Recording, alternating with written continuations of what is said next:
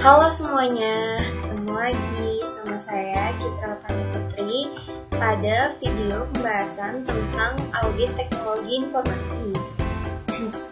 Nah, pada video kali ini kita akan membahas manajemen sistem dan infrastruktur teknologi informasi. Ada beberapa outline yang akan kita bahas pada video kali ini, yaitu manajemen portofolio atau program, manajemen proyek TI, application development, dan infrastructure management. Yang pertama, masuk ke manajemen portofolio atau program, atau biasa disebut APM atau Application Portfolio Management. Nah, APM ini adalah sebuah strategi atau cara perusahaan untuk mengelompokkan atau mengklasifikasikan aplikasi-aplikasi yang dimiliki oleh perusahaan ke dalam kelompok tertentu agar dapat dimanfaatkan dengan efektif dan efisien sesuai dengan core business perusahaan atau business driven company. Nah, tujuannya itu apa sih? Ada 3, yaitu pertama, maximize resource atau memaksimalkan sumber daya yang dimiliki oleh perusahaan dengan cara mengelola budget, kebutuhan, dan merencanakan kebutuhan di masa mendatang. Yang kedua adalah true cost analysis, yaitu mengungkap biaya sebenarnya dari pertahanan dan investasi dalam aplikasi yang dibuat. Yang ketiga, ada rationalization, yaitu menyelaraskan aplikasi dengan objektif dan tujuan bisnis dengan cara menentukan bagian mana yang perlu di-resource, retire, atau maintain menggunakan informasi-informasi real-time untuk mengambil decision making. Apa aja sih aktivitas dalam APM itu? Yang pertama ada prioritas program, transfer knowledge, pengelolaan resource, sama persetujuan. Oke, itu tadi sekilas tentang APM. Selanjutnya kita masuk ke project management atau manajemen proyek teknologi informasi. Nah, jadi dalam sebuah proyek itu, sebuah proyek harus memiliki struktur organisasi sebagai berikut. Yang pertama, jelas harus ada steering committee yang memonitor semua proyek. Lalu bisa ada organizing committee, dan yang paling penting harus ada project manager. Nah, nanti di situ baru dibagi lagi.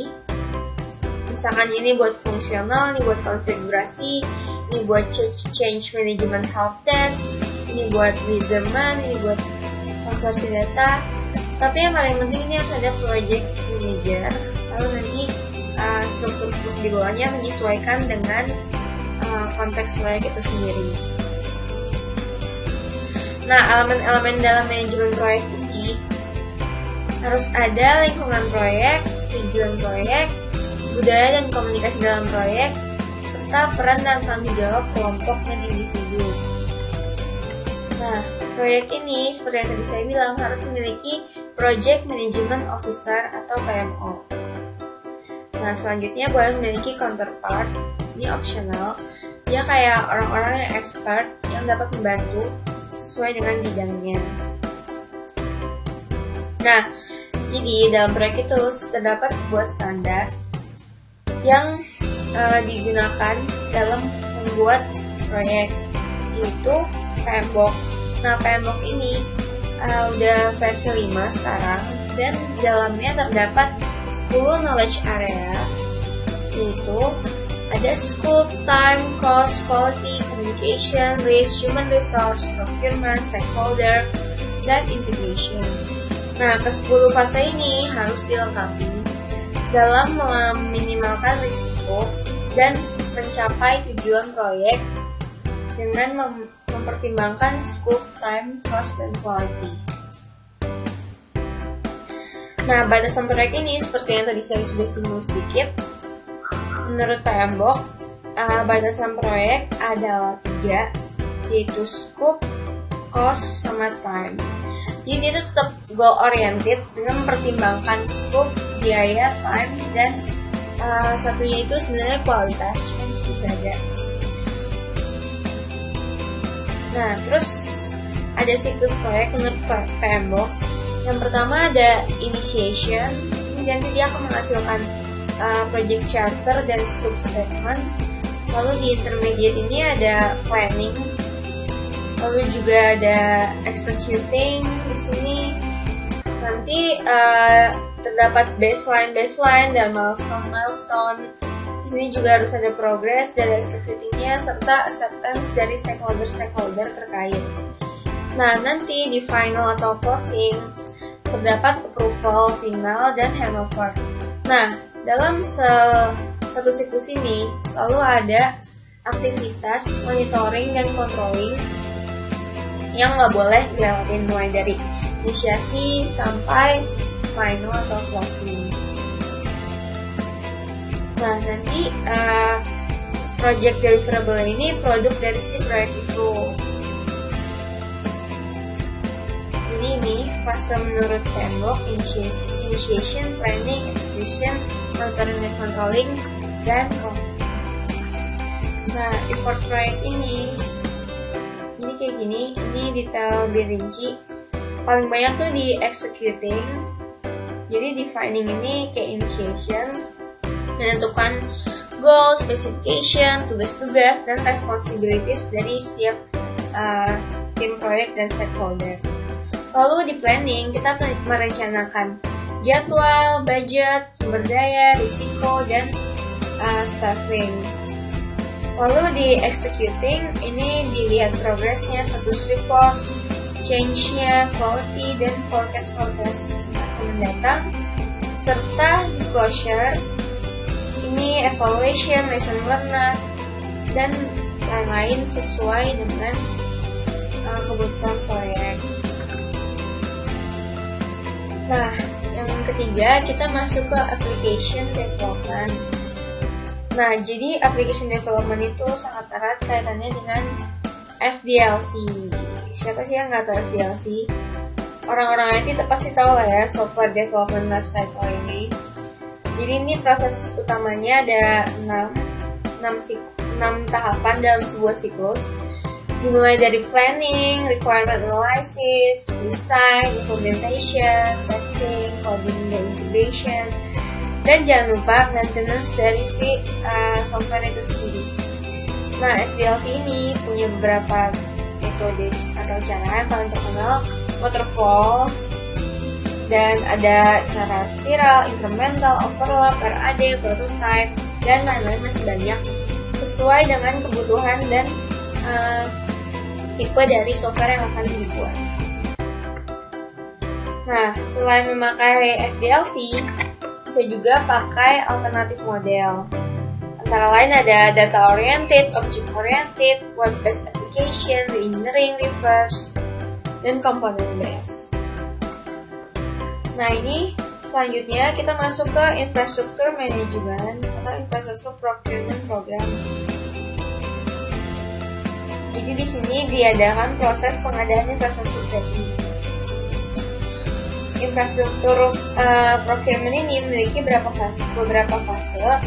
Yang pertama, requirement definition. Jadi di sini dianalisis kebutuhannya, lalu menghubungi vendor yang cocok, lalu dikonfigurasi dan desain, lalu dilakukan integration and migration, lalu dilakukan testing and qualification, lalu pilot dan implement, dan balik lagi.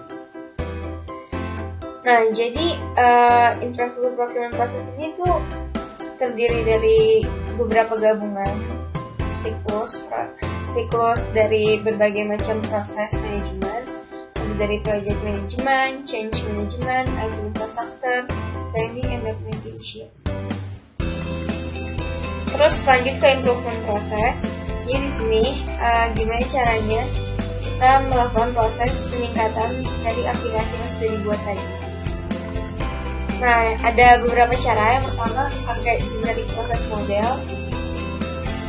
Jadi ini tahapannya dari generic process model, ada proses control sama enablers. Nanti di keduanya ini digabungkan oleh input process output dari si aplikasi tersebut. Lalu ada business process engineering, ini cara yang cukup ekstrim namun bisa mengubah aplikasi 180 derajat.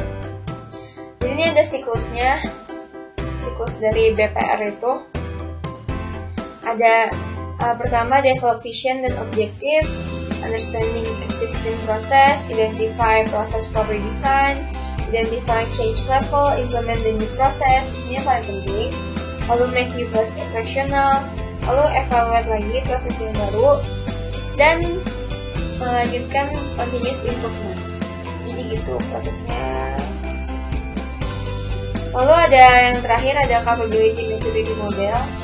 Jadi pakai skala 1 sampai 5. Kalau misalnya 1 berarti dia sudah initial, yang kedua udah manage, yang ketiga sudah di-define, yang keempat sudah predictable, yang kelima sudah optimize.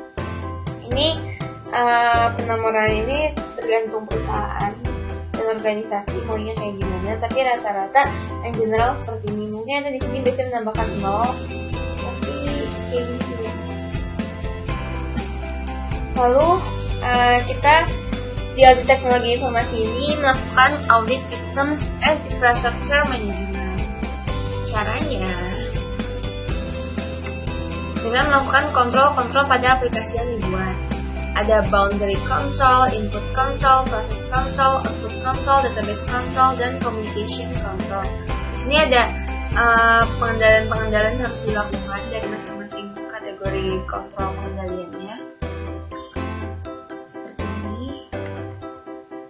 Nah, itu dia tadi penjelasan tentang manajemen sistem dan infrastruktur. Mohon maaf apabila banyak kekurangan dan kesalahan. Thank you for watching. Bye-bye.